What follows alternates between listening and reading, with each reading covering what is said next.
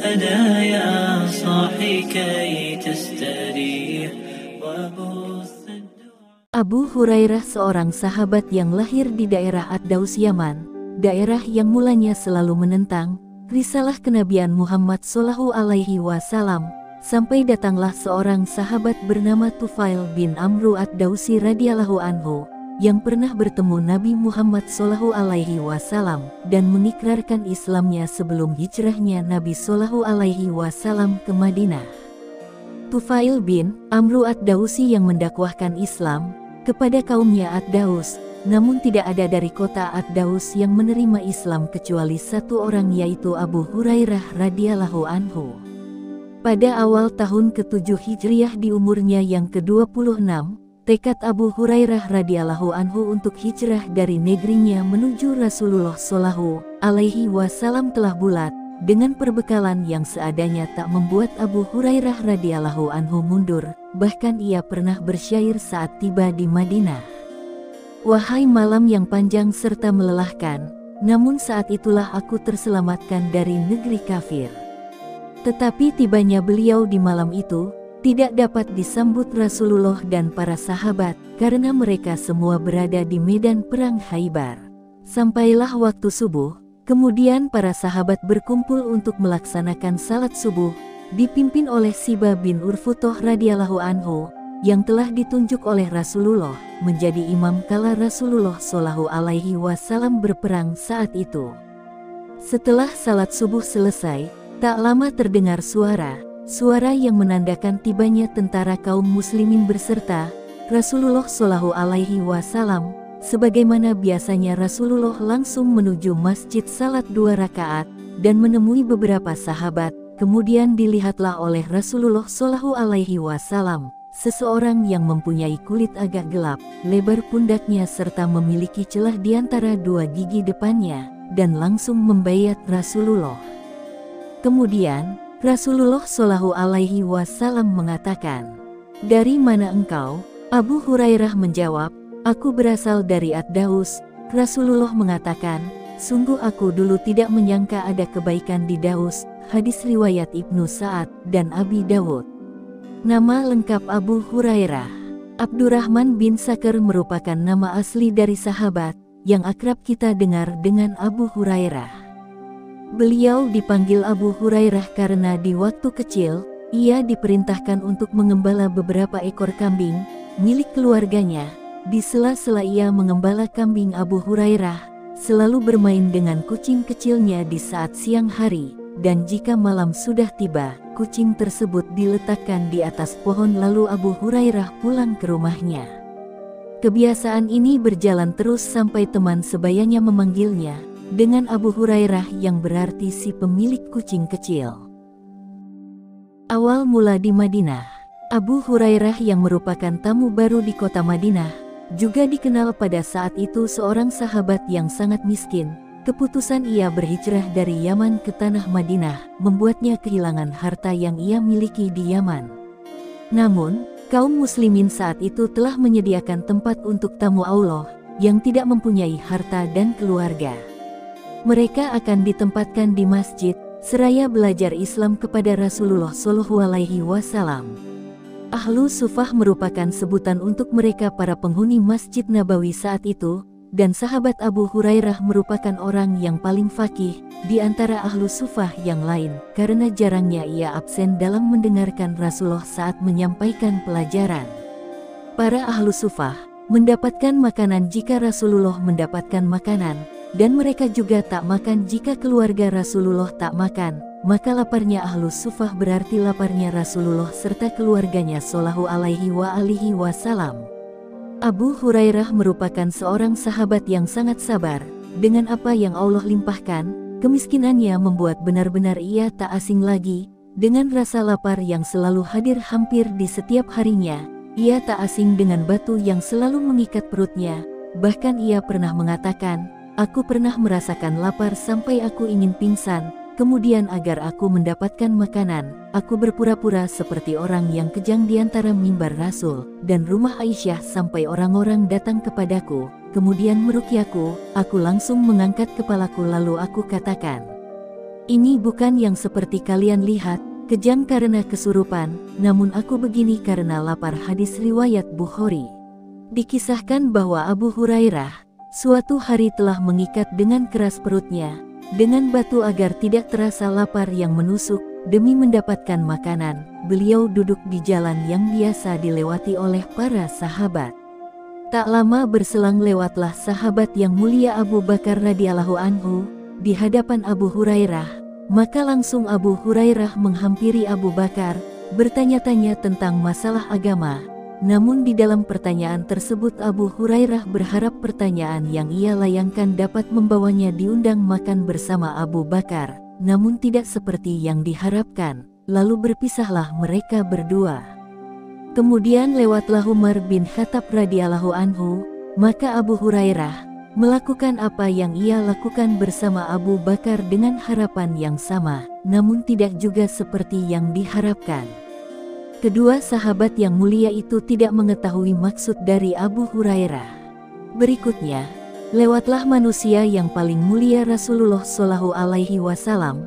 Melihat Abu Hurairah yang sedang duduk-duduk di jalan, Rasulullah mengetahui bahwa sahabatnya itu sedang kelaparan. Lalu Rasulullah memanggil Abu Hurairah untuk datang ke rumahnya. Ternyata didapati di dalam rumah Rasulullah hadiah berupa satu susu. Kemudian Rasulullah Shallallahu Alaihi Wasallam berkata, Abu Hurairah, panggillah para ahli sufah. Mendengar perintah tersebut Abu Hurairah pergi memanggil ahli sufah, sambil berkata dalam hatinya, kenapa tidak saya dikasih minum dulu? Jika telah datang ahlu sufah, maka akan habis susu itu, tapi biarlah kelaparanku ini tak menghalangiku untuk taat kepada Allah dan Rasul-Nya. Datanglah ahlu sufah, dengan perasaan senang menyambut panggilan.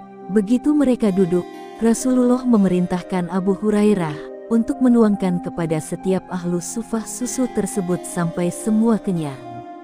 Maka tak tersisa lagi yang kelaparan pada saat itu, kecuali Abu Hurairah dan Rasulullah. Kemudian Rasulullah senyum sambil melihat bejana susu lalu melihat kepada Abu Hurairah yang kelaparan.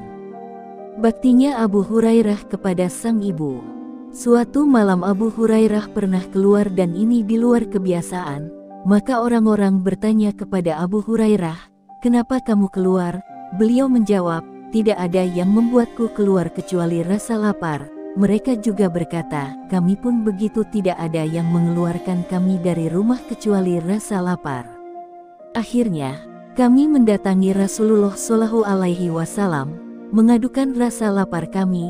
Lalu Rasulullah mengeluarkan mangkuk yang berisi beberapa kurma. Setiap satu orang yang datang diberikan 2 buah kurma. Rasulullah mengatakan, makan 2 buah kurma ini dan perbanyaklah minum air, ini akan mencukupimu untuk hari ini. Maka aku pun memakan 1 buah kurma dan sisanya aku simpan. Rasulullah mengatakan, untuk apa kau simpan kurmamu wahai Abu Hurairah, bukankah kau sangat lapar? Abu Hurairah menjawab, kurma ini aku simpan ini untuk ibuku. Lalu Rasulullah menjawab, makanlah, nanti kuberikan tambahan untuk ibumu. Suatu hari Abu Hurairah pernah bercerita, dahulu ibuku masih dalam keadaan musyrik. Setiap saat aku selalu mendakwahkannya agar memeluk agama Islam, sampai di suatu hari saya mendengar perkataan ibuku, yang sangat buruk yang ia layangkan untuk Rasulullah. Aku langsung mengadu kepada Rasulullah seraya menangis, lalu aku meminta Rasulullah untuk mendoakan ibuku, maka Rasulullah berkata, ya Allah, berikanlah hidayah kepada ibunda Abu Hurairah. Maka setelah Rasulullah Shallallahu Alaihi Wasallam mendoakan ibuku, aku kembali ke rumah ingin mendakwahinya lagi dan mengabarkan bahwa ia telah didoakan Rasulullah Shallallahu Alaihi Wasallam. Namun setibanya aku di rumah, pintu rumahku terbuka, aku mendengar suara gemercik air, lalu saat aku ingin masuk, terdengar suara ibuku berkata, janganlah kau masuk. Kemudian keluar ibuku yang telah memakai penutup kepala dan tubuhnya seraya mengatakan, ya, ibuku mengucapkan kalimat syahadat, ibuku menjadi seorang muslimah. Aku langsung lari kembali kepada Rasulullah seraya menangis kegirangan.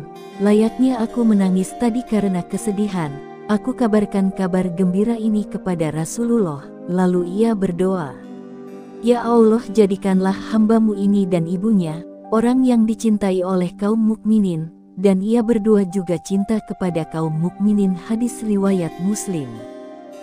Persahabatan Abu Hurairah dengan Rasulullah Shallallahu Alaihi Wasallam. Abu Hurairah radhiyallahu anhu datang ke Khaybar pada bulan Safar tahun ke-7 Hijriah, sedangkan Rasulullah Shallallahu Alaihi Wasallam wafat pada bulan Rabiul Awal tahun 11 Hijriah. Sehingga lamanya bersahabat dengan Nabi sekitar 4 tahun lebih. Masa-masa itulah yang ditegaskan oleh Humaid bin Abdurrahman dengan pernyataannya, "Aku berteman dan berjumpa dengan orang-orang yang bersahabat dengan Nabi, sebagaimana persahabatan Abu Hurairah dengan Nabi selama 4 tahun. Dalam Sahih Bukhari, bahwa ia menemani Rasulullah selama 3 tahun. Seolah-olah Abu Hurairah menghitung masa menjadi pengikut setia mulazamah hanya selama 3 tahun, yaitu setelah kedatangan mereka dari Khaybar, atau ia tidak menghitung waktu-waktu safar perjalanan bersama Nabi Shallallahu Alaihi Wasallam, baik untuk berperang, berhaji maupun umrah. Sebab mulazamahnya ketika berada di Madinah sangatlah berbeda dengan mulazamah sewaktu bepergian. Atau masa-masa tersebut diartikan sebagai waktu ketika dia berada di Sufah, menjadi ahli Sufah yang sangat bersemangat dan antusias. Sedangkan pada waktu lainnya, sikap tersebut sebagaimana disebutkan wallahu a'lam, atau kurangnya hitungan masa tersebut dengan tidak memasukkan perhitungan saat bepergian ke Bahrain tahun ke-8 Hijriah ditemani Al-Ala Al-Hadrami, gubernur Nabi untuk wilayah Bahrain. Kesabaran Abu Hurairah menahan lapar untuk belajar. Abu Hurairah hidup pada zaman Rasulullah di Sufah dalam keadaan fakir, tidak memiliki harta, rumah dan mata pencaharian.